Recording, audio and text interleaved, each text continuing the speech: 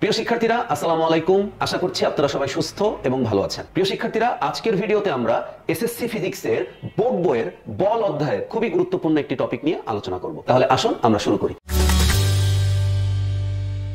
প্রিয় শিক্ষার্থীরা, আমরা স্ক্রিনে যে ইন্টারফেসটা দেখতে পাচ্ছি এটি আপনাদের বল অধ্যায়ের পেজ নাম্বার 81। ঠিক আছে, এই পেজে আমাদের একটি প্রবলেম দেওয়া আছে। আমরা দেখতে পাচ্ছি একটি কপি কল। ঠিক আছে, তবে এখানে একটি কপি কলের সাহায্যে আমরা এখানে দেখতে পাচ্ছি এটা হচ্ছে একটা কপি কল। এই কপি কলের সাহায্যে একটি সুতার মাধ্যমে দুটি বস্তুকে এমন ভাবে যুক্ত করা হয়েছে যে একটি বস্তু টেবিলের উপরে এবং অন্য বস্তুটি সুতার সাহায্যে মুক্তভাবে ঝুলে আছে। আমাদের কাজ হচ্ছে এখানে যান্ত্রিক ত্বরণ নির্ণয় করতে হবে এবং সুতার টান বল নির্ণয় করতে হবে। প্রিয় শিক্ষার্থীরা, আমরা এই প্রবলেমটা আমাদের মতো করে সলভ করার চেষ্টা করব যেন আরো সহজে আপনারা সবাই এটি বুঝতে পারেন। কেমন? তাহলে আমরা আমাদের একটা চিত্র আমরা এখন দেখতে পাচ্ছি।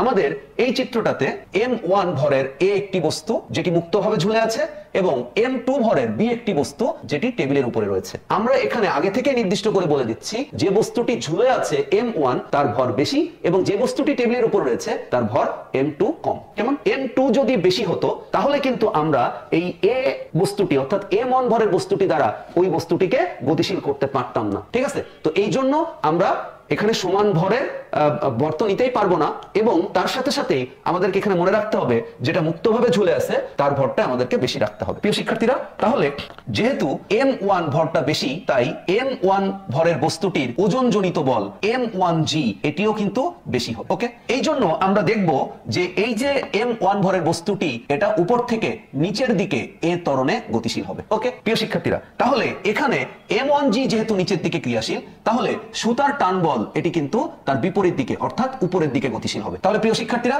এখানে সুতার টান বলটি আমরা ধরছি টি। কেমন? এবার আমরা জানি কপি কল বলের দিক পরিবর্তন করে আমাদের কোন বস্তুকে উপরে উঠাতে বা নামাতে হেল্প করে। কেমন? তাহলে এখন এই কপি কল কি করবে? এই কপি কল সুতার টান বলের দিকটাকে পাল্টে দেবে। অর্থাৎ আমরা এখানে দেখতে পাচ্ছি যে কপি কল সুতার দিকটি মুখোমুখি করে দিয়েছে আর এই সুতার যে টান বল সেটি সেম থাকবে, কারণ এ এবং বি উভয় বস্তুই কিন্তু একটি মাত্র সুতা দ্বারা আটকানো, ফলে এই সুতার সব জায়গায় টান বল কিন্তু সেম থাকবে। কেমন? আচ্ছা প্রিয় শিক্ষার্থীরা, বি বস্তুর ক্ষেত্রে অর্থাৎ যে বস্তুটি টেবিলের উপরে রয়েছে, প্রিয় শিক্ষার্থীরা বি বস্তুটি টেবিলের উপরে থাকার জন্য সে টেবিলের উপরে আসলে m2 ওজনজনিত বল প্রয়োগ করবে এবং টেবিলটিও বি বস্তুর উপরে আর বিপরীতমুখী একটি প্রতিক্রিয়া বল প্রয়োগ করবে। প্রিয় শিক্ষার্থীরা, এখানে m2g এবং টেবিলের প্রতিক্রিয়া বল আর সমান কিন্তু বিপরীতমুখী হবে।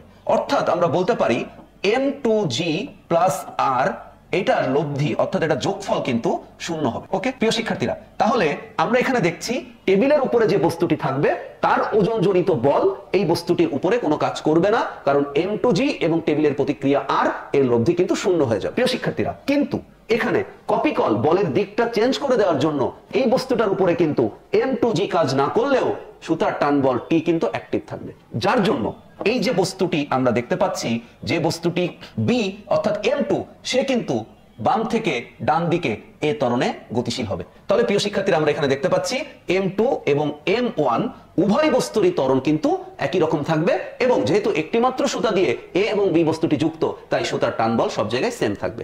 ওকে প্রিয় শিক্ষার্থীরা, এখানে আমরা আরেকটি বিষয় খেয়াল করব, সেটি হচ্ছে যেহেতু বস্তুটি টেবিলের উপরে এবং বাম থেকে ডান দিকে এ ত্বরণে গতিশীল হবে তাই এখানে টেবিলের আর ওই বস্তুটির স্পর্শ তলে একটি ফ্রিকশন ফোর্স কাজ করবে যেটাকে আমরা বলতেছি স্মল এফ। কেমন? তাহলে প্রিয় শিক্ষার্থীরা, টেবিলের উপরে থাকা বি বস্তুটি কিন্তু বাম থেকে ডান দিকে গতিশীল হবে এবং ওই গতির বিরুদ্ধে টেবিলের আর ওই বস্তুটির তলের স্পর্শ তলে এফ ঘর্ষণ বল কাজ করবে। প্রিয় শিক্ষার্থীরা, এখন আমাদের উদ্দেশ্য হচ্ছে এই ঘর্ষণ বল যুক্ত অবস্থায় আমরা কপি কলের এই বস্তুর যান্ত্রিক ত্বরণ নির্ণয় করব এবং সুতার টান বল নির্ণয় করব। কেমন? প্রিয় শিক্ষার্থীরা, আমরা এটা মনে রাখার চেষ্টা করব যদি আমাদের ম্যাথমেটিক্যাল কোনো প্রবলেম থাকে তাহলে ঘর্ষণ বল থাকলে কিভাবে এটা অ্যাপ্লাই করতে হয় আমাদের শেখার মূল উদ্দেশ্য হচ্ছে এটা। কেমন? তাহলে আমরা দেখি এখন। প্রিয় শিক্ষার্থীরা, আমাদের মনে রাখতে হবে যখন আমরা এই কপি কলের কোনো প্রবলেম সলভ করব অর্থাৎ এখানে যখন ত্বরণের মান নির্ণয় করব বা সুতার টান বলের মান নির্ণয় করব তখন এই কপি কলের সাহায্যে যে কয়টা বস্তু আমাদের থাকবে এখানে সেই বস্তুগুলোর উপরে নিউটনের সেকেন্ড ল অর্থাৎ নিউটনের দ্বিতীয় সূত্র F = ma আমাদেরকে অ্যাপ্লাই করতে হবে। তাহলে প্রিয় শিক্ষার্থীরা, এখানে আমরা প্রথমে এ বস্তুর জন্য ওকে তাহলে আমরা এই কপি কলের এই সিস্টেমটাতে দেখতে পাচ্ছি এখানে দুটো বস্তু রয়েছে, একটা বস্তু হচ্ছে এ আর একটা বস্তু হচ্ছে বি। তাহলে আমরা প্রথমে এ বস্তুর উপরে নিউটনের সেকেন্ড লটা অ্যাপ্লাই করব। কেমন? তাহলে নিউটনের সেকেন্ড ল হচ্ছে F ইকুয়াল টু এম। এখন আমরা একটু দেখি, আমরা এখানে সামেশন এফ ইউজ করেছি, এর কারণ হচ্ছে যে বস্তুটির উপর একাধিক বল ক্রিয়াশীল। তার মানে এখানে যে এই বস্তুটি আছে, এই বস্তুটির উপরে শুধু ওজনজনিত বল নয়, সুতার টান বল টি, এটাও কিন্তু এই বস্তুটার উপরে অ্যাক্টিভ। কেমন? তাহলে এখানে সামেশন মানে যোগ, কিন্তু আমরা এখানে দেখতে পাচ্ছি এম অন জি যেদিকে, টি কিন্তু তার বিপরীত দিকে। এই জন্য আমাদের এখানে যে দুটি বল, সেই দুটি বলের বিয়োগফল হবে, অর্থাৎ m on g minus T. প্রিয় শিক্ষার্থীরা, আপনারা এখন আমাকে বলতে পারেন যে sir T minus m on g কেন হইল না? এটা না হওয়ার কারণ হচ্ছে আমরা দেখব বস্তুটা নিচের দিকে এ ত্বরণ প্রাপ্ত হবে। তাহলে আমরা জানি যেদিকে বল বেশি থাকবে বস্তুটা সেই দিকেই গতিশীল হবে, তাই নয় কি? তাহলে এখানে এম অন জি বড় না টি বড়? অবশ্যই এম অন জি বড়, কারণ এম অন জি নিচের দিকে, বস্তুটাও নিচের দিকে কাজ করছে, নিচের দিকে গতিশীল হচ্ছে। কেমন? তাহলে আমরা এখানে দেখতে পাচ্ছি যে এম ওয়ান জিটাই বড়, সুতার টান বল কাজ করছে বস্তুটির উপরে উপরের দিকে, কিন্তু সেটি এম অন জি এর তুলনায় কম। প্রিয় শিক্ষার্থীরা, তাহলে এখন m1 ইনটু a। ওকে, তাহলে এটা আমরা পাচ্ছি 1 নম্বর সমীকরণ। প্রিয় শিক্ষার্থীরা, এখন আমরা বি বস্তুর জন্য নিউটনের দ্বিতীয় সূত্র, এটা একটু খেয়াল করি। প্রিয় শিক্ষার্থীরা, দ্বিতীয় বস্তুটির উপরে m2g এ কিন্তু কোনো কাজ করছে না, কারণ m2g আর r এটা কিন্তু অলরেডি যোগ হয়ে লব্ধি শূন্য হয়ে গেছে। তাহলে এই m2 ভরের বস্তুটি বাম থেকে ডান দিকে গতিশীল হচ্ছে এই টি টান বলের জন্য। ওকে, প্রিয় শিক্ষার্থীরা, এখানে আরো একটি ব্যাপার আমাদের খেয়াল করতে হবে, যেহেতু বি বস্তুটি বাম থেকে ডান দিকে গতিশীল হচ্ছে, তাহলে এখানে ফ্রিকশন ফোর্সটি কিন্তু বি বস্তুর উপরে, বি বস্তুর গতির বিপরীত দিকে কাজ করছে। তাই এখানে যদি আমরা নিউটনের দ্বিতীয় সূত্র summation F equal to m a এটা যদি ইউজ করি, তাহলে কিন্তু আমাদের এখানে আমরা দেখতে পাবো T minus F equal to m two into a, এটি ব্যবহৃত হবে। এখন আপনারা আমাকে বলতে পারেন স্যার ঘর্ষণ বল তো আগেও ছিল, তাহলে আপনি প্রথম সমীকরণে অর্থাৎ এ বস্তুর জন্য ঘর্ষণ বলটা কেন ব্যবহার করেননি? হ্যাঁ, আমরা অবশ্যই এটা বুঝতে পারছি যে এ বস্তুটি কিন্তু মুক্তভাবে বাতাসে ঝুলেছিল, এ বস্তুর উপরে কিন্তু এই ফ্রিকশন ফোর্সটি কাজ করেনি। ফ্রিকশন ফোর্সটি কাজ করছে টেবিলের উপরে রাখা বস্তুটির উপর। এই জন্য আমরা যখন বি বস্তু নিয়ে আলোচনা করছি, তখন কিন্তু আমরা আসলে ফ্রিকশন ফোর্সটি কাজে লাগাচ্ছি। ওকে, প্রিয় শিক্ষার্থীরা, এখন প্রশ্ন হচ্ছে ফ্রিকশন ফোর্স কেন টি থেকে বিয়োগ হলো? প্রিয় শিক্ষার্থীরা, আমরা এখানে বি বস্তুটার ত্বরণ প্রাপ্তির কারণ জানি, সেটা হচ্ছে সুতার টান বল, তাই না? তাই সুতার টান বল কাজ করছে বাম থেকে ডান দিকে, তাহলে ফ্রিকশন ফোর্স তার বিপরীত দিকে কাজ করবে, এবং সুতার টান বলটা ফ্রিকশন ফোর্সের চেয়ে বেশি, তাই টান বল থেকেই আসলে ফ্রিকশন ফোর্সটি বিয়োগ যাবে। আমি আশা করছি বিষয়টা আপনারা বুঝতে পেরেছেন। তাহলে এটা হচ্ছে 2 নম্বর সমীকরণ। প্রিয় শিক্ষার্থীরা, তাহলে আমরা এখন দেখতে পাচ্ছি যে 1 ও 2 নং যদি আমরা যোগ করি, তাহলে 1 নম্বর সমীকরণের বাম পাশের যে রাশিটা m1g মাইনাস টি প্লাস 2 নম্বর সমীকরণের বাম পাশের যে রাশিটা t minus F equal two, প্রিয় শিক্ষার্থীরা, এখন আমরা যোগ করব প্রথম সমীকরণের ডান পাশের যে রাশিটা অর্থাৎ m1 ইন্টু এ প্লাস 2 নম্বর সমীকরণের ডান পাশের যে রাশিটা m2 ইন্টু এ। প্রিয় শিক্ষার্থীরা, তাহলে এর পরের লাইন আমরা দেখতে পাচ্ছি টি আর টি।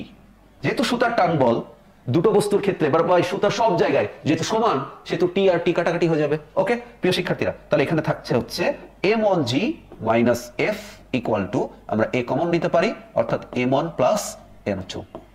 ওকে, অতএব আমরা এখানে কপিকলের, অর্থাৎ আমরা চিত্রে যে কপিকলটি দেখতে পাচ্ছি, সেই কপিকলের যান্ত্রিক ত্বরণ যদি আমরা এখন বের করতে চাই, তাহলে তার সমীকরণটি এমন হবে যে m1g, এখানে যে ফ্রিকশন ফোর্সটি কাজ করবে সেটা এই m1g থেকে বিয়োগ হবে। ওকে, প্রিয় শিক্ষার্থীরা, তাহলে আমরা m1 প্লাস m2 এটা নিচে পাচ্ছি। ওকে, তাহলে এখন আমাদের ঘর্ষণ সহ যদি আমরা আমাদের বইয়ের যে চিত্রটি ছিল সেই কপিকলটা সলভ করি, তাহলে তার যান্ত্রিক ত্বরণের মান দাঁড়াচ্ছে a equal to m1g minus F by m1 plus m2। প্রিয় শিক্ষার্থীরা, আশা করছি আপনারা এই প্রবলেমটা বুঝতে পেরেছেন। এখন যদি আমি টি এর মানটা বের করতে চাই, অর্থাৎ এখানে টান বলের পরিমাণটা কত, তাহলে কি হবে? প্রিয় শিক্ষার্থীরা, এখন যদি আমরা টান বলটা নির্ণয় করতে চাই, ওকে, তাহলে আমরা টান বলের জন্য এ এর মান 2 নং সমীকরণে বসাতে পারি। ওকে, তাহলে এর মান 2 নং সমীকরণে বসাবো, অর্থাৎ T minus F equal to m2 into a বা T equal to m2 into a plus F. প্রিয় শিক্ষার্থীরা, তাহলে আমরা এখন m2 ইন্টু এ এর জায়গায় যদি মানটা বসাই, অর্থাৎ m1g মাইনাস এফ বাই আমরা m1 প্লাস m2, প্রিয় শিক্ষার্থীরা, প্লাস এফ। তাহলে এইটা আমরা এখন এই সুতার টান বল আমরা এখন নির্ণয় করতে পারবো। ওকে, প্রিয় শিক্ষার্থীরা, তাহলে আমরা আমাদের বইয়ের যে প্রবলেমটা আমরা এখানে দেখতে পাচ্ছি, আমরা সেখানে কিছু বিষয় একদম স্পষ্টভাবে আপনাদের সামনে উপস্থাপন করার চেষ্টা করেছি যে এখানে একটি সুতা দ্বারা দুটি বস্তু এমন ভাবে কপি কলের সাহায্যে আটকানো আছে যে একটি বস্তু টেবিলের উপরে এবং একটি বস্তু নিচে মুক্তভাবে ঝুলে আছে। যে বস্তু টেবিলের উপরে আছে সেই বস্তুর তলের সাথে টেবিলের পৃষ্ঠে একটি ফ্রিকশন ফোর্স ছোট হাতের এফ কাজ করছে। তাই ফ্রিকশন সহ যদি আমরা এখন এই কপি কলের যান্ত্রিক ত্বরণের মানটা নির্ণয় করি, তাহলে আমরা সেটা পাচ্ছি ভারী বস্তুটির ওজন বিয়োগ ফ্রিকশন ফোর্স ভাগ m1 প্লাস m2। ওকে প্রিয় শিক্ষার্থীরা, এখন আপনারা যদি আমাকে বলেন যে স্যার এখানে ফ্রিকশন ফোর্সের মান যদি দেওয়া না থাকে তাহলে আমরা ফ্রিকশন ফোর্স মান কি করে পাবো? প্রিয় শিক্ষার্থীরা, আপনাদেরকে একটি বিষয় একটু খেয়াল রাখার চেষ্টা করতে হবে। যদি আমাদের এখানে ফ্রিকশন ফোর্সের মান দেওয়া না থাকে তাহলে অবশ্যই আমাদের ঘর্ষণ সহগের মান দেওয়া থাকবে। কেমন? অবশ্যই আমাদের ঘর্ষণ সহগের মান বলা থাকবে। প্রিয় শিক্ষার্থীরা, আমরা জানি ঘর্ষণ সহগকে আমরা এভাবে প্রকাশ করে থাকি, মিউ দিয়ে প্রকাশ করে থাকি। তাহলে যদি আমাদের ফ্রিকশন ফোর্সের মান ছোট হাতের এফ ডিরেক্ট দেওয়া না থাকে আর যদি আমাদের এখানে ঘর্ষণ সহগ মিউ দেওয়া থাকে, তাহলে আমরা কি করতে পারি? আমরা এই ফ্রিকশন ফোর্সটা নির্ণয় করে নিতে পারি মিউ m2 ইনটু জি এর মাধ্যমে। প্রিয় শিক্ষার্থীরা, আমরা কেন এখানে ঘর্ষণ বলের মান মিউ m2 ইনটু জি লিখবো? তাই না? কারণ এখানে তো আরেকটি বস্তু ছিল m1। এর কারণ হচ্ছে m1 বস্তুটি মুক্তভাবে রয়েছে, টেবিলের ফ্রিকশন ফোর্সটা m1 এর উপরে নাই, টেবিলের ফ্রিকশনটা কাজ করছে m2 বস্তুর উপরে। এই জন্য এখানে বস্তু এবং টেবিলের যে পৃষ্ঠের যে ফ্রিকশন, আমরা সেটা শুধুমাত্র টেবিলের উপরে যে বস্তুটি থাকবে তার জন্যই বিবেচনা করব। প্রিয় শিক্ষার্থীরা, আশা করছি আমি বিষয়টি আপনাদেরকে বুঝাইতে পারছি। ঠিক আছে? তো এই বিষয়টি আমরা আরেকটু সহজ করার জন্য একটি গাণিতিক উদাহরণের মাধ্যমে আমি আপনাদেরকে বোঝানোর চেষ্টা করব। ওকে প্রিয় শিক্ষার্থীরা, আমরা যদি একটি গাণিতিক উদাহরণ দেখি তাহলে আপনারা চিত্রে একটি প্রশ্ন দেখতে পাচ্ছেন। প্রশ্নটা হচ্ছে এই সেম টাইপের কপি কল আমাদের বইয়ে যে উদাহরণটি দেওয়া রয়েছে সেম সেরকম, তবে আমরা এখানে যে বি বস্তুটি টেবিলের উপরে নিয়েছি, এই বি বস্তুটির ভর নিয়েছি m2, এটা হচ্ছে 3 কেজি। আমরা এখানে দেখতে পাচ্ছি যে বস্তুটি মুক্তভাবে ঝুলে আছে m1, সেই বস্তুটির ভর আমরা এখানে 5 কেজি দেখতে পাচ্ছি। ওকে, অর্থাৎ m1 যে বস্তুটি ঝুলে আছে সেটা তো বড়ই হবে। ওকে প্রিয় শিক্ষার্থীরা, আমরা এখানে দেখতে পাচ্ছি টেবিল আর ওই বস্তুটির পৃষ্ঠতলে যে ঘর্ষণ সহগ মিউ, সেটি আমাদের এখানে দেওয়া আছে 0.5। ওকে প্রিয় শিক্ষার্থীরা, আমাদের উদ্দীপকটা একদম স্পষ্ট সবকিছুই। আমরা এখানে দেখতে পাচ্ছি যে m1 বস্তুটা নিচের দিকে এ ত্বরণে যদি নামে, তাহলে এই যে বস্তুটা বি বস্তুটা টেবিলের উপরে আছে সেটা বাম থেকে ডান দিকে এ ত্বরণে গতিশীল হবে। ওকে, এগুলো আমাদের কাছে খুবই স্পষ্ট। আমাদেরকে নির্ণয় করতে হবে বি বস্তুটির যান্ত্রিক ত্বরণ। প্রিয় শিক্ষার্থীরা, এই উদাহরণটা স্পেশাল এই কারণে, বা আমরা এই কারণে এই টপিকটা আলোচনা করছি যে আমাদের প্রশ্নে যদি ফ্রিকশন ফোর্স দেওয়া থাকে তাহলে আমরা কিভাবে ত্বরণ নির্ণয় করব। ওকে প্রিয় শিক্ষার্থীরা, এর আগের স্লাইডে আমরা কিভাবে ফ্রিকশন ফোর্সটা ব্যবহৃত হবে সমীকরণে সেটা কিন্তু নির্ণয় করেছি। সো এই অঙ্কটা এখন আমাদের কাছে খুবই সহজ হবে। আমরা দেখতে পাচ্ছি যে আমরা যদি প্রথম প্রবলেমটা অর্থাৎ গ প্রবলেমটা সলভ করি, তাহলে আমাদের কাছে সূত্রটি এমন হবে যে a equal to m1g minus friction force ভাগ যে দুটি বস্তু আমাদের এখানে থাকবে m1 m2। প্রিয় শিক্ষার্থীরা, আমি আপনাদের এর আগেই বলেছিলাম যদি ফ্রিকশন ফোর্স না দেওয়া থাকে, যেমন এখানে ফ্রিকশন ফোর্স ডিরেক্ট বলে দেওয়া নাই, এখানে যেটা দেওয়া আছে সেটা হচ্ছে ঘর্ষণ সহগ। তো এরকম ঘর্ষণ সহগ যদি থাকে তাহলে আমরা কি করব? প্রিয় শিক্ষার্থীরা, আমরা এখানে ঘর্ষণ বল এফ এর মানটা বসাবো, সেটা হচ্ছে মিউ m2, যে বস্তুটি টেবিলের উপরে থাকবে তার ভর ইনটু জি। ওকে, নিচে যথারীতি m1 প্লাস m2। প্রিয় শিক্ষার্থীরা, এখন আমরা জাস্ট মান বসাবো। মান বসালে আমরা কাঙ্ক্ষিত ত্বরণের মান পেয়ে যাব। m1 এটা হচ্ছে 5 ইনটু জি মানে হচ্ছে 9.8 মাইনাস মিউ মানে হচ্ছে 0.5 ইনটু m2 আমরা দেখতে পাচ্ছি 3 কেজি ইনটু জি হচ্ছে 9.8। প্রিয় শিক্ষার্থীরা, নিচে m1 মানে হচ্ছে 5, m2 মানে হচ্ছে 3। তাহলে আমরা ক্যালকুলেশন করে এখান থেকে কি পাবো? প্রিয় শিক্ষার্থীরা একটু খেয়াল করবেন, 5 ইনটু 9.8 মাইনাস 0.5 গুণ 3 গুণ 9.8, আমরা এটা ক্যালকুলেশন করে পাচ্ছি 34.3। আমরা নিচে পাচ্ছি 8। যদি আমরা এটা এখন ভাগ করি তাহলে আমাদের উত্তর হচ্ছে 4.28 0.75 মিটার পার সেকেন্ড স্কয়ার। প্রিয় শিক্ষার্থীরা, আমি আবার রিপিট করছি, যদি আমাদের এরকম কপি কলের কোনো প্রবলেম থাকে, যেহেতু এটা আমাদের পাঠ্য বইয়ে রয়েছে, ফলে এটা কিন্তু খুবই গুরুত্বপূর্ণ টপিক। ঠিক আছে, আমাদের একদম বেসিক থেকে এর ব্যবহার পুরাটাই কিন্তু বুঝে বুঝে পড়তে হবে। ঠিক আছে, সুতার টান ভয় পাইলে চলবে না, ফ্রিকশন ভয় পাইলে চলবে না। আপনি একদম সিম্পল একটু মনে রাখার চেষ্টা করেন। দেখেন, আমাদের এম অন জি এখানে ব্যবহৃত হয়েছে, অর্থাৎ এই বস্তুটা যে নিচের দিকে নামবে, তাই না, এটা কিন্তু এই বস্তুটার ওজন অর্থাৎ এই এম অন জি এর উপরে ডিপেন্ডেন্ট, কারণ এম অন জি বেশি বলে ও কিন্তু নিচের দিকে নামছে, তাই না? তাই এই কারণে এম অন জিটাই শুধু এখানে কাজ করবে। আপনি এখন বলতে পারেন, স্যার এম টু জি কেন কাজ করবে না? কারণ আমরা আগেই বলেছি এম টু জি টেবিলের উপরে থাকার কারণে এই টেবিলের প্রতিক্রিয়া বল আর এই এম টু জি ওজনজনিত বল এর লব্ধি শূন্য হয়ে যাবে। তার মানে এই বস্তুটা অর্থাৎ বি বস্তুটা যে এ ত্বরণ লাভ করছে, এ বস্তুটা যে এ ত্বরণ লাভ করছে, এর জন্য যে মূল প্রভাবটা সেটা হচ্ছে এম অন জি এর, অর্থাৎ এ বস্তুটির। এই জন্য এখানে এম অন জিটা উপরে থাকবে। যদি এখানে ঘর্ষণ বল কাজ করে, তাহলে মনে রাখতে হবে আমাদের ঘর্ষণ বলটা মূল সমীকরণ থেকে বিয়োগ যাবে। ওকে, অর্থাৎ এম অন জি থেকে ঘর্ষণটা বিয়োগ যাবে। প্রিয় শিক্ষার্থীরা, আশা করছি আমরা এই প্রবলেমটা বুঝতে পেরেছি। কেমন?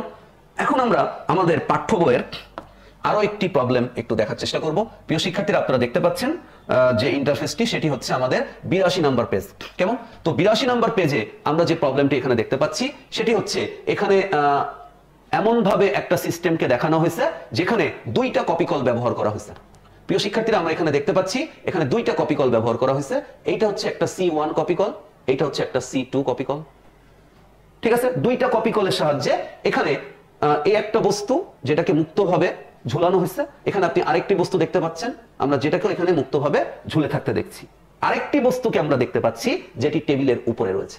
প্রিয় শিক্ষার্থীরা, তাহলে এরকম যখন কোন একটা সিস্টেম থাকবে যেখানে দুটি কপি কল, একটি বস্তু টেবিলের উপরে এবং বাকি দুইটা বস্তু সুতার সাহায্যে নিচে মুক্তভাবে ঝুলছে, এক্ষেত্রে আমাদের যদি ফ্রিকশন ফোর্স কাজ করে, প্রিয় শিক্ষার্থীরা, যদি এক্ষেত্রে আমাদেরকে এখানে ফ্রিকশন ফোর্স কাজ করে, তাহলে সুতার টান বল কেমন হবে এবং যান্ত্রিক ত্বরণের মান কেমন হবে, এটি আমরা একটু বিশ্লেষণ করার চেষ্টা করব।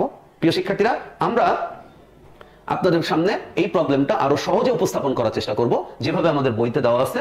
আমরা আশা করব তার থেকে আরো সহজে আমি আপনাদেরকে বুঝাইতে পারবো। ওকে, তাহলে আমরা মনোযোগ রাখবো, আমরা ম্যাথমেটিক্যাল এটা কিভাবে প্রমাণ করা যায় সেটি চেষ্টা করে দেখি।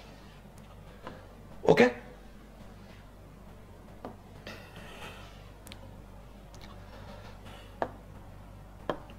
প্রিয় শিক্ষার্থীরা, তাহলে আমরা এখন একটা কপি কল আঁকতে চাই যেখানে একটি টেবিলের দুই প্রান্তে আমরা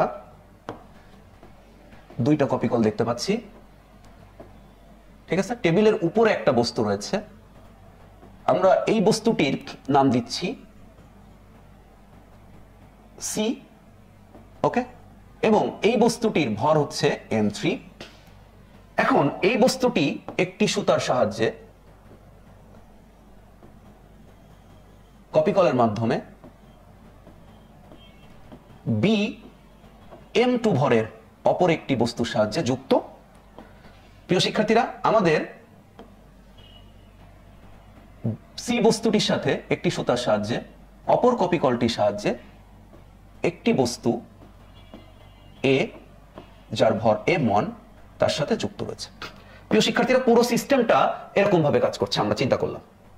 ওকে, তাহলে আমরা এখানে দেখতে পাচ্ছি যে m1 বা সি বস্তুটি, আমরা এখানে দেখতে পাচ্ছি সি বস্তুটি টেবিলের উপরে, যেটি নিচের দিকে কাজ করছে m3 ইনটু জি।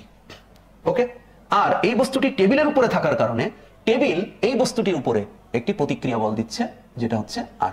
তাহলে আমরা এখন এখানে দেখতে পাচ্ছি যে m3g ওজনজনিত বল আর টেবিলের প্রতিক্রিয়া বল আর তার লব্ধিটা এখন শূন্য হয়ে যাচ্ছে। প্রিয় শিক্ষার্থীরা, আশা করছি এই ব্যাপারটা আমরা বুঝতে পেরেছি। ওকে, এখন আমরা পরবর্তীতে দেখতে পাচ্ছি এখানে m2g ওজন এটা নিচের দিকে কাজ করছে। ঠিক আছে, m2g ওজন এটা নিচের দিকে কাজ করছে, ফলে সুতার টানজনিত বল এখানে উপরের দিকে কাজ করবে। ঠিক আছে, তো আমরা এখানে সুতার টানজনিত বলকে T2 ধরে নিচ্ছি। ওকে, এবং কপি কলের কাজ হচ্ছে এই বলের ডিরেকশনকে চেঞ্জ করা, ফলে আমরা T2 এই টান বলের ডিরেকশনটা এখন মুখোমুখি, এবং যেহেতু এই বি বস্তুটি এবং সি বস্তুটি একটি সুতার সাহায্যে আটকানো রয়েছে, ফলে এখানে T2 টান বল সব জায়গায় সমান হবে। ওকে, প্রিয় শিক্ষার্থীরা, আমরা অপর যে বস্তুটি দেখতে পাচ্ছি এ, এই বস্তুটির ওজন m1 ইন্টু জি, এটি নিচের দিকে কাজ করছে এবং সুতার যে টানজনিত বল আমরা ধরে নিচ্ছি এটা T1, এটা উপরের দিকে কাজ করছে। প্রিয় শিক্ষার্থীরা, কপি কলের কাজ হচ্ছে বলের ডিরেকশন চেঞ্জ করা। আমরা এখন দেখতে পাচ্ছি কপি কল এই বলের ডিরেকশনটি চেঞ্জ করলো, তবে বলের ডিরেকশন চেঞ্জ হলেও যেহেতু সেম সুতা তাই T1 সব জায়গায় সুতাটির ক্ষেত্রে একই থাকবে। তাহলে প্রিয় শিক্ষার্থীরা, আমরা এখন যদি পুরো সিস্টেমটার মেকানিজমটা একটু খেয়াল করি তাহলে আমরা দেখতে পাবো যে এখানে আমরা একটু এনশিওর করি আপনাদের যে M1 এখানে বেশি, তারপরে হচ্ছে M2 ভর, তারপরে হচ্ছে M3 ভর। তার মানে এখানে যে তিনটি বস্তু রয়েছে তার মধ্যে M1 সবচেয়ে বেশি, তাই এখানে M1G এর মান এটাও সবচেয়ে বেশি হবে। প্রিয় শিক্ষার্থীরা, M1G বেশি হওয়ার কারণে M1Gটা তো নিচের দিকে কাজ করবে, তাই এ বস্তুটি নিচের দিকে গতিশীল হবে এ ত্বরণে।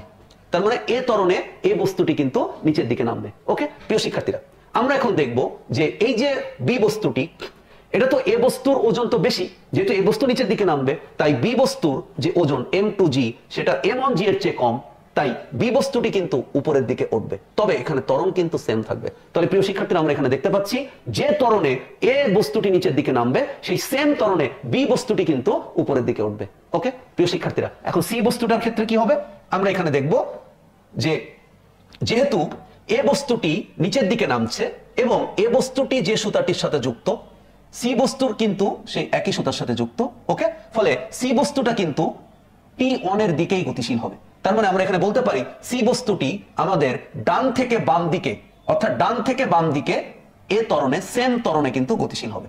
ওকে প্রিয় শিক্ষার্থীরা, আমরা এখানে দেখতে পাচ্ছি সি বস্তুটিও T1 টানের দিকে এ ত্বরণে গতিশীল হবে। তার মানে হচ্ছে M1G নিচের দিকে গতিশীল হবে, সি বস্তুটি অর্থাৎ M3G ওজনের যে বস্তুটি, M3 ভরের যে বস্তুটি, সি বস্তুটি যেটি টেবিলের উপরে রয়েছে ওই বস্তুটি কিন্তু ডান থেকে বাম দিকে এ ত্বরণে গতিশীল হবে এবং একই রকম ভাবে বি বস্তুটি নিচ থেকে উপরের দিকে গতিশীল হবে এ ত্বরণে। প্রিয় শিক্ষার্থীরা, এটা লাইক একদম ট্রেনের মতো। ট্রেনের বগিগুলো যেমন একটার সাথে একটা ফিক্সড ভাবে আটকানো থাকে না, তবে এরা সবাই কিন্তু সেম ত্বরণে গতিশীল থাকে। একটার সাথে একটা আটকানো থাকে, ঠিক আছে, চেইন সিস্টেম থাকে, তবে সবার ভেতরে ত্বরণের পরিমাণ কিন্তু একই রকম থাকে, সবার ত্বরণ সেম, সব কয়টা বগির ত্বরণ সেম। আমরা এখানে দেখতে পাচ্ছি বি বস্তুটি যে ত্বরণে উপরে উঠবে, সি বস্তুটি সেই ত্বরণে ডান থেকে বাম দিকে যাবে এবং এ বস্তুটি সেম ত্বরণে উপর থেকে নিচের দিকে নামবে। ওকে প্রিয় শিক্ষার্থীরা, আমাদেরকে এখন এখানে একটা বিষয় মনে রাখতে হবে, সেটা হচ্ছে যেহেতু আমরা বুঝে গেছি সি বস্তুটা ডান থেকে বাম দিকে এ ত্বরণে গতিশীল হবে, তাই সি বস্তুটির একটি তল, অর্থাৎ যে তলটি টেবিলের উপরে রয়েছে, টেবিলের স্পর্শ তলে এখানে আমরা ধরে নিচ্ছি ফ্রিকশন ফোর্স F কাজ করছে। প্রিয় শিক্ষার্থীরা, আমরা এখানে দেখতে পাচ্ছি ফ্রিকশন ফোর্স F সেখানে কাজ করছে। তাহলে এরকম যদি প্রবলেম থাকে তাহলে আমরা কিভাবে যান্ত্রিক ত্বরণ বের করতে পারি, কিভাবে সুতার টান বল বের করতে পারি ফ্রিকশন সহ। ঠিক আছে প্রিয় শিক্ষার্থীরা, আগে যখন আমরা শিখেছি তখন কিন্তু সেখানে ফ্রিকশন ছিল না, এই জন্য আমাদের এই টপিকটা খুবই ইম্পর্টেন্ট। এখানে যেমন ফ্রিকশন সহ ত্বরণ নির্ণয় করতে হবে, ফ্রিকশন সহ সুতার টান নির্ণয় করতে হবে, দুটো বিষয় কিন্তু খুবই ইম্পর্টেন্ট। প্রিয় শিক্ষার্থীরা, তাহলে আমরা খেয়াল করি, আমাদেরকে একটু মনে রাখতে হবে যখন আমরা এরকম কোন সিস্টেমের কপি কল পড়বো তখন আমাদের কপি কলের এই সিস্টেমে যতগুলো বস্তু থাকবে সবগুলো বস্তুর উপর নিউটনের সেকেন্ড ল কিন্তু অ্যাপ্লিকেবল হবে। তাহলে আমরা এখন দেখতে পাচ্ছি এ বস্তুর জন্য, তাহলে এ বস্তুর জন্য নিউটনের সূত্র কেমন হবে? তাহলে summation F equal two ma। প্রিয় শিক্ষার্থীরা, আমরা এখানে দুটো বস্তুকে দেখতে পাচ্ছি, এ বস্তুর উপরে দুটো বলকে দেখতে পাচ্ছি, যে দুটো বল এই বস্তুর উপরে অ্যাক্টিভ, একটা হচ্ছে M1G, একটা হচ্ছে সুতার টানজনিত বল। কেমন? তাহলে বস্তুটি গতিশীল হচ্ছে কোন দিকে? M1G, তার মানে হচ্ছে M1G বলটা বেশি আর সুতার টান বলটা কম, সেই জন্য M1G বস্তুটি নিচের দিকে গতিশীল হচ্ছে। তাই আমরা এখানে M1G ওকে মাইনাস T, অর্থাৎ সুতার টান বলের থেকে বস্তুটির ওজন বেশি, তাহলে ত্বরণ হবে হচ্ছে M1 ইন্টু A। প্রিয় শিক্ষার্থীরা, এটি 1 নম্বর সমীকরণ। আমরা এখন বি বস্তুর জন্য, ওকে, তাহলে বি বস্তুর জন্য সূত্র same, F equal to m a. তাহলে বি বস্তুটার দিকে যদি আমরা তাকাই তাহলে বি বস্তুটার ক্ষেত্রেও কিন্তু সেম, বি বস্তুটির উপরে একই সাথে অ্যাট এ টাইমে দুটো বল কাজ করছে, একটা হচ্ছে M2G ওজন নিচের দিকে, একটা হচ্ছে সুতার টানজনিত বল T2 এটা উপরের দিকে। ওকে প্রিয় শিক্ষার্থীরা, তো আমরা এখানে দেখতে পাচ্ছি বস্তুটি উপরের দিকে এ ত্বরণে গতিশীল হচ্ছে, তাই এখানে যে বস্তুটি বি, এই বস্তুটির ক্ষেত্রে যে দুটো বল তার উপরে ক্রিয়াশীল T2 আর M2G, এখানে কিন্তু T2 বেশি। ওকে, তাই যখন আমি সামেশন এফ এর পরিবর্তে বলের মান বসাবো তখন T2 থেকে M2G বিয়োগ হবে, কারণ যেহেতু বস্তুটি উপরের দিকে গতিশীল তাই T2 বড়, এটা আমরা বুঝতে পারি, কারণ বেশি বল যেদিকে প্রয়োগ হবে বস্তুটি কিন্তু সেই দিকেই যাবে। ওকে প্রিয় শিক্ষার্থীরা, তাহলে আমরা এখন দেখতে পাচ্ছি M2 ইন্টু A। ওকে, তাহলে আমরা এখন এটা লিখতে পারি, এটা হচ্ছে 2 নম্বর সমীকরণ। প্রিয় শিক্ষার্থীরা, এরপর সি বস্তুর জন্য, তাহলে সি এর জন্য আমরা দেখতে পাচ্ছি, সি এর জন্য বা সি বস্তুর জন্য আমরা দেখতে পাচ্ছি যে M3G প্লাস আর এই লব্ধিটা শূন্য হয়ে যাচ্ছে। তাহলে কি সি বস্তুটি একই জায়গায় অবস্থান করবে? না, আপনারা একটু খেয়াল করুন, সি বস্তুর উপরে কিন্তু সুতার টান T1 এবং সুতার টান T2 এটা কিন্তু একই সাথে সি বস্তুটির উপরে কাজ করছে। প্রিয় শিক্ষার্থীরা, তাহলে যদি আমরা ছবিটা একটু আলাদাভাবে চিন্তা করি, তাহলে আমরা এখানে দেখব এই সুতাটার টান বল T2 বাম থেকে ডান দিকে কাজ করছে, এবং অপর যে সুতাটি তার যে টান বল T1 এটা কিন্তু ডান থেকে বাম দিকে কাজ করছে। এখন এই যে বস্তুটি সি, এই বস্তুটির উপায় কি হবে? এই বস্তুটি কোন দিকে গতিশীল হবে? প্রিয় শিক্ষার্থীরা, একদম সিম্পল, এই T1 আর T2 এই ক্ষেত্রে যার পরিমাণ বেশি বস্তুটি সেই দিকেই গতিশীল হবে। তাহলে আমরা এখানে দেখতে পাচ্ছি যে সি বস্তুটির একটা প্রান্ত একটি আলাদা সুতার সাহায্যে আটকানো রয়েছে, যার সাথে M1G ওজনের বস্তুটি আটকানো, এবং M1G বেশি, তাই T1 এখানে তার পরিমাণটাও কিন্তু এখানে T2 এর চেয়ে বেশি হবে। প্রিয় শিক্ষার্থীরা, আর আমরা যেহেতু সিস্টেমটি বুঝতে পারছি, বি উপরের দিকে, সি ডান থেকে বাম দিকে, এ উপর থেকে নিচের দিকে, তাহলে কেন সি বস্তুটি ডান থেকে বাম দিকে যাবে? কেন সে এ ত্বরণ প্রাপ্ত হবে? নিশ্চয়ই T1 এর দিকে সে গতিশীল হচ্ছে, তার মানে T1 অবশ্যই বড়। প্রিয় শিক্ষার্থীরা, আপনারা একটু কনফিউজ হতে পারেন, কারণ আমি বলেছিলাম সুতার টান বল সমান থাকবে। এখানে কি সুতার টান বল সমান নেই?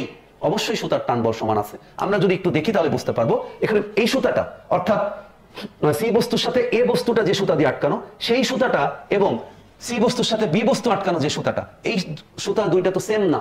সেম না হওয়ার কারণে এখানে T1 অর্থাৎ যে সুতাটা সি আর এ বস্তু যুক্ত সেখানে T1 সেম, আর বি বস্তুটা সি বস্তুর সাথে যে সুতাটা দিয়ে যুক্ত সেখানে T2 সেম, কিন্তু T1 আর T2 কিন্তু এখানে সেম নয়।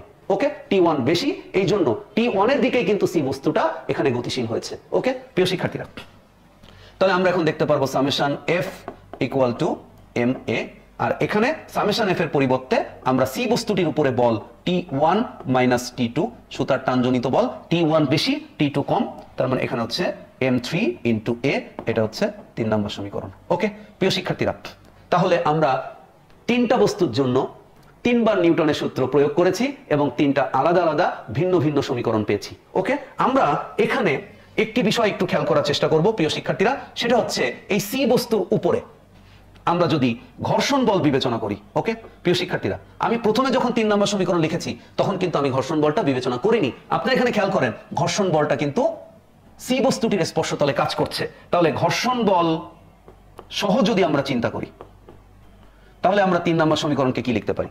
T1 minus T2। প্রিয় শিক্ষার্থীরা, এখন আমরা একটু দেখি বস্তুটি গতিশীল হচ্ছে T1 এর দিকে, কেমন? ওকে, এবার খেয়াল করেন T2 আর T1 এদের দিক কিন্তু বিপরীত, এবং আপনি ঘর্ষণ বলের দিকটা যদি চিন্তা করেন তাহলে T2 এর সাথে ঘর্ষণ বলের দিকটা কিন্তু সেম দিকে। ওকে প্রিয় শিক্ষার্থীরা, এই জন্য T1 এর সাথে T2 যদি বিয়োগ হয় তাহলে F কিন্তু বিয়োগ হবে। T1 এর সাথে যদি T2 বিয়োগ হয় বিপরীত হওয়ার কারণে, তাহলে T2 এর দিক আর F এর দিক অর্থাৎ ফ্রিকশন ফোর্সের দিক সেম দিকে। এই জন্য T1 এর সাথে যদি T2 বিয়োগ হয় তাহলে অবশ্যই ছোট হাতের F বা ফ্রিকশন ফোর্স কিন্তু বিয়োগ হবে। ওকে প্রিয় শিক্ষার্থীরা, এই কারণে আমরা এখানে Fটাকে বিয়োগ আকারে লিখতে পারি equal to M3 into A। আমি বিষয়টা আরো একবার আপনাদেরকে রিপিট করছি, T1 ঠিক আছে, এটা বেশি বলেই সি বস্তুটি T1 এর দিকে গতিশীল হয়েছে। T2 একটা টান বল, T2 কে ওর দিকে টানছে, কিন্তু T2 এর থেকে T1 এর পরিমাণ বেশি, এই কারণে আমরা T1 থেকে T2 বিয়োগ করব। আবার আমরা দেখতে পাচ্ছি T2 যেদিকে অর্থাৎ সি বস্তুটি যেদিকে গতিশীল হচ্ছে তার বিপরীত দিকে অর্থাৎ T2 এর দিকে কিন্তু এখানে ফ্রিকশন বল অ্যাক্টিভ। এই জন্য আমরা ফ্রিকশন বলের দিক T2 বলের দিক একই হওয়ার কারণে T1 থেকে ফ্রিকশন এবং T2 এর যে পরিমাণ সেটা আমরা বিয়োগ করব। প্রিয় শিক্ষার্থীরা, তাহলে এই সমীকরণটাকে যদি আমরা আরেকটু সাজিয়ে লিখি, তাহলে T1 minus T2 plus F, আমরা যদি একটু মাইনাসটা কমন নিয়ে লিখি, তাহলে আমরা এই সমীকরণটা পাচ্ছি M3 ইন্টু A। প্রিয় শিক্ষার্থীরা, আমাদের উদ্দেশ্য ছিল আমরা ঘর্ষণ বল সহ সুতার টান বল এবং বস্তুটির যান্ত্রিক ত্বরণের মান নির্ণয় করতে চাই, সেই জন্য আমরা ঘর্ষণ বল সহ এটা বিবেচনা করেছি। এখন আমাদের কাজ হচ্ছে M1, অর্থাৎ M1 বস্তুর উপরে যে সমীকরণটা আমরা পেয়েছিলাম 1 নং, M2 এর জন্য 2 নং এবং M3 এর জন্য যে 3 নং সমীকরণ, এই তিনটা সমীকরণ আমরা যোগ করব। প্রিয় শিক্ষার্থীরা, তাহলে যদি আমরা যোগটা করি, তাহলে M1G মাইনাস T প্লাস এটা T1, তাহলে T2 minus M2G plus T1 minus T2 plus F, আমরা এরকম করে লিখছিলাম। ওকে, ইকুয়াল টু আমরা M1A plus M2A plus M3 into A। ওকে প্রিয় শিক্ষার্থীরা, এখন আমরা দেখতে পাচ্ছি এখানে সেটি হচ্ছে আমাদের M1G minus T1 plus T2 minus M2G plus T1 minus T2 minus F। ওকে প্রিয় শিক্ষার্থীরা, আমরা এইখানে মাইনাসটি একটু গুণ আকারে লিখছি আবার। ওকে প্রিয় শিক্ষার্থীরা, M1 plus M2 plus M3, যদি আমরা এটা কমন নিই তাহলে এখান থেকে A কমন নেওয়া যায়। কেমন? এখন আমরা স্পষ্ট দেখতে পাচ্ছি T1 T1 T2 T2, এটা কিন্তু কাটাকাটি হয়ে যাচ্ছে। ওকে প্রিয় শিক্ষার্থীরা, তাহলে আমাদের এখানে ডান পাশে বাম পাশে থাকছে M1G minus M2G minus F। ওকে প্রিয় শিক্ষার্থীরা, তাহলে আমাদের ডান পাশে আমরা যেটা পাচ্ছি সেটি হচ্ছে M1 plus M2 plus M3 into A। কেমন প্রিয় শিক্ষার্থীরা, তাহলে আমরা এখানে পাচ্ছি A ইকুয়াল টু, যদি ফ্রিকশন সহ আমরা বিবেচনা করি তাহলে সমীকরণটা আমরা পাবো, ত্বরণের সমীকরণটা আমরা পাবো A ইকুয়াল টু ভারী বস্তুর ওজন বিয়োগ হালকা বস্তুর ওজন, অর্থাৎ যে দুটি বস্তু মুক্তভাবে ঝুলে থাকবে তাদের ওজনের বিয়োগফল, আর ফ্রিকশন ফোর্স যেটি থাকবে সেটি তার সাথে বিয়োগ। ওকে প্রিয় শিক্ষার্থীরা, তাহলে M1 plus M2 plus M3। প্রিয় শিক্ষার্থীরা, আমরা অনেকেই এই বিষয়টা নিয়ে খুবই কনফিউজ থাকি যে ঘর্ষণ বল থাকলে আমরা কি করব। তো আমি আপনাদের মনে রাখার জন্য এটা বলি যে ঘর্ষণ বলের মান, আমরা তো পরীক্ষা হলে এই সমীকরণটা এভাবে জেনারেট করব না, তাই না? তাই আমরা এখানে মনে রাখবো যে A ইকুয়াল টু লেখার পরে উপরে যে M1G বা M2G এরকম যখন থাকে, উপরের সাথে F ডিরেক্ট আপনি মাইনাস লিখে দেবেন। প্রিয় শিক্ষার্থীরা, এখানে আমরা এটাও জানি যে এখানে F এর মানটা আমরা বের করে নিতে পারবো F equal two mu M3 into G। প্রিয় শিক্ষার্থীরা, আপনি এখন প্রশ্ন করতে পারেন আবারও M3 কেন, M2 বা M1 নয়? প্রিয় শিক্ষার্থীরা, M3 বস্তুটাই কিন্তু টেবিলের উপরে রয়েছে, ওই কিন্তু ওখানে পৃষ্ঠতলে ঘর্ষণ বল অনুভব করছে। এই জন্য ঘর্ষণ বলের পরিমাণ নির্ণয়ের ক্ষেত্রে যে বস্তুটি টেবিলের উপরে থাকবে তার ভরই কিন্তু আপনাকে নির্ণয় করতে হবে। ওকে প্রিয় শিক্ষার্থীরা, তাহলে এখন আমাদেরকে যে কাজটা করতে হবে সেটা হচ্ছে টান বলটা নির্ণয় করার চেষ্টা করতে হবে। তাহলে এখন আমরা টান বল নির্ণয় করতে চাই। তাহলে টান বলের ক্ষেত্রে আমরা এখানে দেখব আমরা দুইটা সমীকরণ পাবো টান বলের জন্য। প্রিয় শিক্ষার্থীরা, আপনি এখন বলতে পারেন কেন টান বলের জন্য আমরা দুইটা সমীকরণ বের করব? কারণ এখানে T1 এবং T2 এর পরিমাণ আলাদা। আমরা T1 এর মান যদি বের করতে চাই তাহলে 1 নম্বর সমীকরণের হেল্প নিব, আর যদি T2 বের করতে চাই তাহলে আমরা এখানে 2 নম্বর সমীকরণের হেল্প নিতে চাই। ওকে প্রিয় শিক্ষার্থীরা, তাহলে A এর মান 1 নং এ বসিয়ে, ওকে তাহলে 1 নং এ যদি আমি এখন এর মান বসাই তাহলে আমাদের এখানে আমরা পাবো হচ্ছে 1 নম্বর সমীকরণটা এরকম M1G minus T1 equal to M1 into A। প্রিয় শিক্ষার্থীরা, আমাদের উদ্দেশ্য T1 বের করা, এই জন্য T1 equal to M1G minus M1 into A। আমরা এভাবে একটু লিখলাম। এবার আমি মানটা বসাবো, তাহলে M1Gটা সেম থেকে যাবে মাইনাস M1, আর এর মানটা আমরা একটু আগে পেয়েছি M1G minus M2 into G minus F by M1 plus M2 plus M3। Okay প্রিয় শিক্ষার্থীরা, এবার আমরা বের করব বা নির্ণয় করব সেটা হচ্ছে T2 এর মান। তাহলে A এর মান আমাদের কি করতে হবে? আমাদের 2 নং এ বসাতে হবে। ঠিক আছে, এ এর মান 2 নং এ বসিয়ে পাই। প্রিয় শিক্ষার্থীরা, আপনারা একটু খেয়াল করবেন যে আমরা এখন 2 নম্বর সমীকরণে যদি এ এর মানটা বসাই তাহলে T2 এর মান কিন্তু আমরা পেয়ে যাব। প্রিয় শিক্ষার্থীরা, তাহলে T2 ইকুয়াল টু আমরা এখানে খুব ইজিলি লিখতে পারবো যে M2 into A plus M2 into G। কেমন? মানে এই যে M2G এটাকে আমরা ডান পাশে নিয়ে আসছি, প্লাস করে দিছি ডান পাশে। তাহলে আমরা এখন অতএব T2 লিখতে পারবো। তাহলে T2 হচ্ছে M2 ইনটু A প্লাস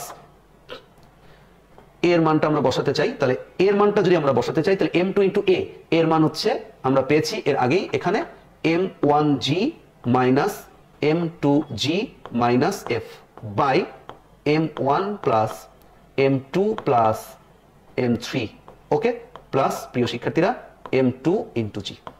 ওকে, তাহলে আমরা খুব সহজেই এখানে T1 এবং T2 এর মান কিন্তু আমরা নির্ণয় করতে পারি। তার মানে প্রিয় শিক্ষার্থীরা, যদি ফ্রিকশন ফোর্স থাকে তবু আমাদের এটাতে ভয় পাওয়ার কিছু নাই। আমরা খুব সহজেই T1, T2 এবং ফ্রিকশন সহ ত্বরণের মান নির্ণয় করতে পারি। প্রিয় শিক্ষার্থীরা, আশা করছি এই টপিকটা আমরা বুঝতে পেরেছি। যেহেতু এটি আমাদের মূল বোর্ড বইয়ে যেহেতু এই প্রবলেমটি আছে, ফলে এটা কিন্তু আমাদের জন্য খুবই ইম্পর্টেন্ট। ওকে, এবং ফ্রিকশন সহ এই প্রবলেমটা আপনাদের পরীক্ষায় আসতে পারে। ওকে, তাহলে প্রিয় শিক্ষার্থীরা, আমরা দেখতে পাচ্ছি এই পুরো সিস্টেমটাতে 3টা বস্তু সেম ত্বরণে গতিশীল এবং 2টা সুতা আলাদা আলাদা হয়ে যুক্ত থাকার কারণে এখানে 2টি সুতার ভিতরে T1 এবং T2 এর মান কিন্তু আলাদা। তবে আমরা যদি M1 আর C বস্তুর কথা চিন্তা করি, অর্থাৎ M3 বস্তুর কথা চিন্তা করি, A আর C, তাহলে কিন্তু এই ক্ষেত্রে সুতার টান বল T1 এটা সেম থাকবে। আর যদি আমি B বস্তু আর C বস্তুর কথা চিন্তা করি, সেক্ষেত্রে সুতার টান বল সব জায়গায় T2 সেম থাকবে। ওকে, কিন্তু টোটালটা যখন আমরা হিসাব করব তখন T1 আর T2 এর মান কিন্তু আমরা আলাদা পাচ্ছি। আপনাদের মনে একটা খুব গুরুত্বপূর্ণ কোশ্চেন আসতে পারে যে T1 আর T2 যদি আলাদাই হবে তাহলে কি ত্বরণের মান, অর্থাৎ এ বস্তুটির ত্বরণ যা হবে, বি বস্তুটির ত্বরণ যা হবে, সি বস্তুটির ত্বরণ কি সেম হবে যদি T1 আর T2 আলাদা হয়? তাহলে এটা আমরা এখন বিবেচনা করব, গাণিতিকভাবে নির্ণয় করে আপনাদেরকে দেখানোর চেষ্টা করব। তার আগে আমরা এখানে যে প্রমাণটা দেখেছি সেটি হচ্ছে ফ্রিকশন সহ যদি এরকম সিস্টেমের একটি কপিকল থাকে যে 2টি কপিকল টেবিলের 2 কোণায়, সেখান থেকে 2টো বস্তু মুক্তভাবে ঝোলানো এবং একটি বস্তু টেবিলের উপরে, সেক্ষেত্রে ত্বরণের মান হবে ওই যে 2টি বস্তু মুক্তভাবে ঝোলানো থাকবে তার যার বেশি ওজন, সে বেশি ওজন থেকে কম ওজনটা বিয়োগ হবে এবং ফ্রিকশন ফোর্সটা তার সাথে টোটাল থেকে বিয়োগ হবে। ওকে, প্রিয় শিক্ষার্থীরা, নিচে 3টা বস্তুরই ভর থাকবে। আর যদি আমরা T1 আর T2 বের করতে চাই তাহলে আলাদা আলাদা ভাবে আমাদেরকে T1 আর T2 বের করে নিতে আমরা পারবো। প্রিয় শিক্ষার্থীরা, আপনাদের কাছে মনে হচ্ছে T1 আর T2 এত বড় সমীকরণ, এটা আমরা মুখস্থ করব কিভাবে?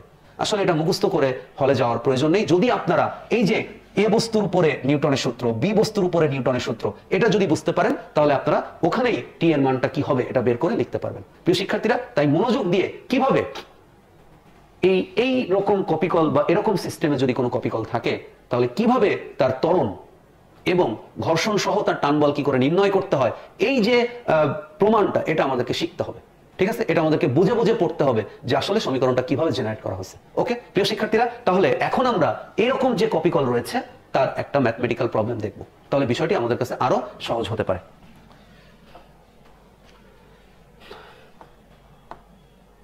প্রিয় শিক্ষার্থীরা, আমরা এখানে একটা ম্যাথমেটিক্যাল প্রবলেম দেখতে পাচ্ছি, সেম যেরকম আমাদের পাঠ্য বই আছে। এখানে আমরা M1 ভরের একটি বস্তু দেখতে পাচ্ছি যার ভর 7 কেজি। ওকে, প্রিয় শিক্ষার্থীরা, টেবিলের উপরে একটা বস্তু আমরা দেখতে পাচ্ছি যেটা হচ্ছে M3 যার ভর হচ্ছে 2 কেজি। আরেকটি বস্তু আমরা B কে দেখতে পাচ্ছি, সুতার অপর প্রান্তে ঝোলানো আছে, তার ভর হচ্ছে 4 কেজি। ওকে, প্রিয় শিক্ষার্থীরা, এখানে আমরা দেখতে পাচ্ছি ঘর্ষণ সহগের মান, অর্থাৎ আবারও এখানে মিউ এর মান কিন্তু দেওয়া আছে। ওকে, এখানে মিউ ঘর্ষণ সহগ, তার মান কিন্তু হচ্ছে মাত্র 0.4। ওকে, প্রিয় শিক্ষার্থীরা, প্রশ্ন ত্বরণের মান নির্ণয় করো। একটু আগেই আমরা এখানে ত্বরণের মানটা নির্ণয় করা শিখেছি। তাহলে আমাদের গ যে প্রবলেমটা, সেটি ত্বরণের মান বের করব ঘর্ষণ সহ। তার মানে হচ্ছে যে বস্তুটি ঝুলে আছে সেই বস্তুগুলোর মধ্যে যার ওজন বেশি M1G, তার থেকে অপর যে বস্তুটি M2G সেটা বিয়োগ হবে, আর ফ্রিকশন ফোর্সটা এখানে সরাসরি বিয়োগ হবে। আর নিচে 3টা বস্তুরই ভর যোগ আকারে থাকবে। ওকে, প্রিয় শিক্ষার্থীরা, আমরা যদি এখন মান বসাই তাহলে M1 এটার মান বসাচ্ছি আমরা 7 ইন্টু 9.8 মাইনাস 4 ইন্টু 9.8 মাইনাস, এখানে আমি বসাবো F এর মান, তাই না? তাহলে F ইকুয়াল টু আমরা জানি মিউ M3 ইন্টু G। প্রিয় শিক্ষার্থীরা, তাহলে মিউ এর মান হচ্ছে 0.4, M3 এর মান হচ্ছে 2 এবং G এর মান হচ্ছে 9.8। প্রিয় শিক্ষার্থীরা, তাহলে M1 7 4 + 2। আমরা এখন ম্যাথমেটিক্যালি এটা বের করব। আমি আপনাদের সাথে আরেকবার এটা রিপিট করতে চাই, যদি ফ্রিকশন ফোর্সের মান ডাইরেক্ট না দেওয়া থাকে, এই অঙ্কটিতে যেরকম ঘর্ষণ সহগের মান বলা হয়েছে ঠিক তেমনি যদি এরকম প্রবলেম আমাদের পরীক্ষায় থাকে, তাহলে আমরা ফ্রিকশন ফোর্সের মান মিউ m3g, m3 এটা আমাদের মুখস্থ করার প্রয়োজন নেই। আসলে যে বস্তুটি টেবিলের উপরে থাকবে তার ভর দিয়েই ঘর্ষণ বলের পরিমাণ বের করতে হবে, কারণ ওই বস্তুটাই টেবিলের উপরে ঘর্ষণ বলটা অনুভব করে। প্রিয় শিক্ষার্থীরা, আমরা যদি ম্যাথমেটিক্যালি এখন এটা চিন্তা করি, তাহলে 7 × 9.8 minus 4 × 9.8 minus 0.4 × 2 × 9.8 ভাগ 7 + 4 + 2। ওকে প্রিয় শিক্ষার্থীরা, আমরা এখানে 7 × 9.8 আমরা এটা পাচ্ছি 68.6 minus 4 × 9.8 আমরা এখানে পাচ্ছি 39.2 মাইনাস আমরা এখানে পাচ্ছি 0.4 × 2 × 9.8 আমরা এখানে পাচ্ছি 7.84। প্রিয় শিক্ষার্থীরা, এই মানটা আমাদের পরবর্তীতে আবারও লাগতে পারে, আমরা এটা একটু আলাদাভাবে এখানে লিখে রাখতেছি। ঠিক আছে, যেহেতু আমরা টান বল পরবর্তীতে বের করব, তাহলে আমরা এখানে পাচ্ছি 7.84। এটা হচ্ছে এখানকার ফ্রিকশন অর্থাৎ ছোট হাতের এফ এর মান এটা। প্রিয় শিক্ষার্থীরা, তাহলে আমরা নিচে পাচ্ছি 13।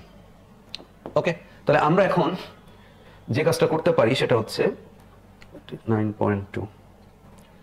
ওকে, তাহলে 68.6 বিয়োগ যদি আমরা অ্যান্সার করি, এটা হচ্ছে 21.56। ওকে, আমরা এটা ভাগ দিব 13 দিয়ে, তাহলে এটার মান পাবো আমরা 13 দিয়ে যদি এটা ভাগ করি, এটার মান পাবো 1658। ওকে প্রিয় শিক্ষার্থীরা, তাহলে এটার মান আমরা লিখতে পারি 1.66 m/s²। ওকে প্রিয় শিক্ষার্থীরা, তাহলে আমরা এখন এখান থেকে ত্বরণের মানটা কিন্তু নির্ণয় করতে পারছি। আমাদের ঘর্ষণ সহ যদি আমাদের এরকম কপিকলে ফ্রিকশন দেওয়া থাকে, তাহলে ঘর্ষণ সহ আমরা কিন্তু বলের মানটা নির্ণয় করতে পারি। ঠিক আছে, ফলে ত্বরণের মানটাও আমরা বের করতে পারবো। প্রিয় শিক্ষার্থীরা, তাহলে ফ্রিকশন সহ ত্বরণের মান আমরা নির্ণয় করছি। এখন আমাদের কাজ হচ্ছে এই ত্বরণ ব্যবহার করে আমরা সুতার টান বল T1 এবং T2 এটা বের করতে চাই। তাহলে প্রিয় শিক্ষার্থীরা, আমরা T1 আর T2 এর মান যদি বের করতে চাই, তাহলে আমরা প্রথমে A এর মান আমরা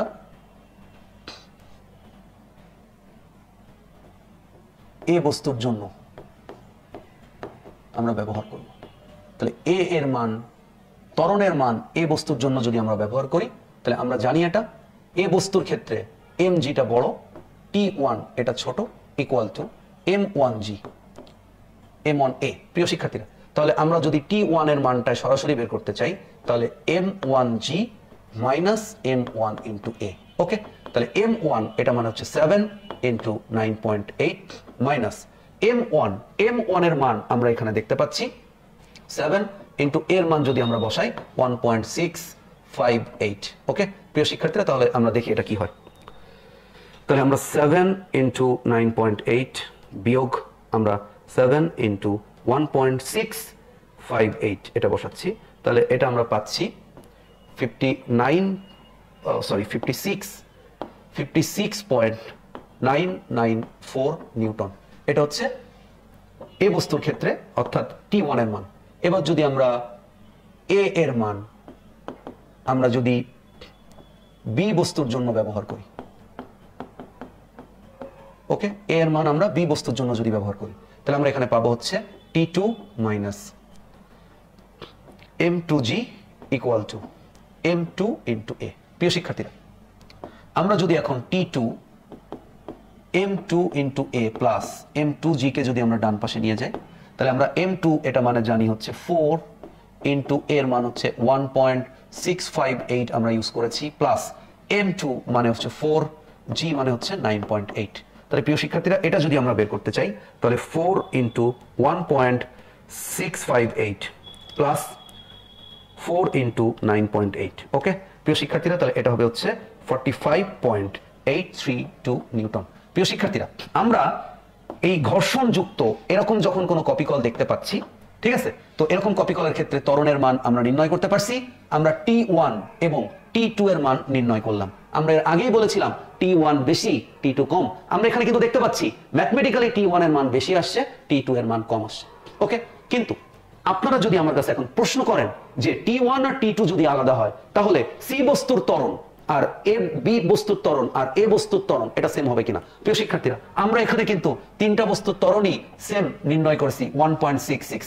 এখন আমরা জাস্টিফাই করব যে 3 নম্বর সমীকরণ আমরা সি বস্তুর জন্য বা সি বস্তুর উপরে যে T1 আর T2 যেটা ইউজ হচ্ছে, এই T1 আর T2 এটা আমরা ব্যবহার করে আমরা নির্ণয় করব সি বস্তুটার ত্বরণ, এবং আমরা দেখতে চাই, আমরা জাস্টিফাই করতে চাই T1 আর T2 আলাদা হলেও এ বি আর সি তিনটা বস্তুর ত্বরণ সেম হয় কিনা এবং যে ত্বরণের মান আমরা বের করেছি তার সাথে এটা মিলে যায় কিনা। ওকে প্রিয় শিক্ষার্থীরা, আমাদের উদ্দেশ্য হচ্ছে আমরা যে T1 আর T2 এখন নির্ণয় করেছি, এই T1 আর T2 সি বস্তুটার উপর অ্যাপ্লাই করব এবং সেখান থেকে আমরা এর মান নির্ণয় করব। ওকে প্রিয় শিক্ষার্থীরা, তাহলে আমরা এখন সি বস্তুর জন্য আমরা যদি ত্বরণটা শুধুমাত্র সি বস্তুর জন্য আলাদা করি তাহলে এখানে সূত্র ব্যবহৃত হবে summation F equal to m a. প্রিয় শিক্ষার্থীরা, সামেশন এফ মানে হচ্ছে T1 মাইনাস T2। প্রিয় শিক্ষার্থীরা, এখানে কিন্তু ফ্রিকশন ফোর্স রয়েছে। আমি আবারও বলি, এই সি বস্তুটার উপরে কিন্তু ফ্রিকশন ফোর্স কাজ করছে, তাহলে এর সাথে কিন্তু ফ্রিকশন ফোর্সটা বিয়োগ আকারে থাকবে, তাহলে M3 ইন্টু এ। প্রিয় শিক্ষার্থীরা, এর মানটা আমাদের বের করা উদ্দেশ্য, আমরা T1 মাইনাস আমরা এই যে T2 আমরা এখানে, তো T2 আর F এটাকে আমরা একটু আলাদা করে লিখলাম। প্রিয় শিক্ষার্থীরা, নিচে কিন্তু M3। ওকে, এখন আমাদের কাজ হচ্ছে এই এর মানটা বের করব। প্রিয় শিক্ষার্থীরা, যদি আমরা এর মানটা বের করতে চাই তাহলে আমরা দেখি এর মানটা বসাই প্রথমে। তো এটা হচ্ছে T1, তাই T1 এর মান আমরা পেয়েছি হচ্ছে 56.994, তাহলে 56.994 এটা হচ্ছে T1 এর মান মাইনাস T2 এর মান 45.832। প্রিয় শিক্ষার্থীরা, এখানে ফ্রিকশন ফোর্স আমি আগেই বের করে রাখছিলাম, ফ্রিকশন ফোর্সের মান হচ্ছে 7.84। ওকে প্রিয় শিক্ষার্থীরা, M3 মানে টেবিলের উপরে যে বস্তুটি রয়েছে। ওকে, এবার আমরা ক্যালকুলেশন করব, এর মানটা আমরা দেখতে চাই। আমরা ক্যালকুলেশনের আগে আপনাদেরকে আবার রিপিট করতে চাই, আমরা যখন প্রমাণটা শুরু করেছিলাম তখন আমরা বলেছিলাম T1 আর T2 ভিন্ন, কিন্তু একই সিস্টেমে M1 M2 আর M3 তিনটা বস্তুরই ত্বরণ কিন্তু সেম হবে। ঠিক আছে, তো আমরা যখন ম্যাথমেটিক্যাল প্রবলেমটা দেখছি তখন আমরা দেখতে পাচ্ছি যে আমরা যান্ত্রিক ত্বরণ বের করেছি এবং আমরা T1 এবং T2 বের করছিলাম যাদের মান কিন্তু ভিন্ন আসছিল, তাহলে T1 আর T2 যদি ভিন্ন হয় তাহলে ত্বরণ কি সেম থাকবে কিনা, ঠিক আছে, সেটা আমরা জাস্টিফাই করতে চাই। এখন আমরা দেখতে চাই এটা ক্যালকুলেশন করার পর এর মান 1.66 মিটার পার সেকেন্ড বা 1.658 মিটার পার সেকেন্ড স্কয়ার হয় কিনা। ওকে প্রিয় শিক্ষার্থীরা, তাহলে 56.994 মাইনাস 45.832 প্লাস 7.84 যদি আমরা এটা ক্যালকুলেশন করি ভাগ 2। ওকে প্রিয় শিক্ষার্থীরা, 1.661 এরকম আসে। তার মানে আমরা এখানে দেখতে পাচ্ছি যে আমরা শুধুমাত্র যে সি বস্তুটার ত্বরণ যদি বের করি, শুধুমাত্র সি বস্তুটার ত্বরণ নির্ণয় করেছি। প্রিয় শিক্ষার্থীরা, এখানে আমাদের টোটাল তিনটা বস্তুর ত্বরণ একবারে আমরা বের করেছিলাম 1.66, কেমন 2 ঘর পর্যন্ত যদি আমরা রাখি। এরপরে আমরা T1 আর T2 বের করেছিলাম, আমরা T1 আর T2 এর মান কিন্তু আলাদা পেয়েছি, আর এই T1 আর T2 এটা কিন্তু এই সি বস্তুটার উপরে ক্রিয়াশীল। ওকে, আর এখানে আমরা বলছিলাম T1 এর মান বেশি, আমরা যদি এখানে মানটা বসাই আপনারা খেয়াল করবেন T1 এর মান কিন্তু 56.994 আর T2 এর মান কিন্তু 45.832, তার মানে আমরা অবশ্যই বলতে পারি T1 এর মান বেশি।